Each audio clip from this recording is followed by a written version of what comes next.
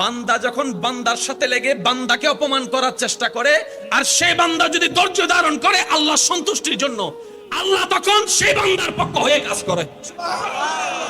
আর আল্লাহ যখন মজলুমের পক্ষ হয়ে যায়, আল্লাহ যখন অপমানিতর পক্ষ হয়ে যায়, তাকে অপমানিত করার সাধ্য এই সৃষ্টি জগতে কারোই নেই। ওয়া তুইজ্জু মান তাশা ওয়া তুযিল্লু মান তাশা।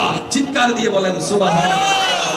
এবার আমি আপনাকে ল্যাং মারলাম, আপনি চুপ করে রইলেন। এই ল্যাং মারাটা দেখেছে কে? একটু জোরে বলেন।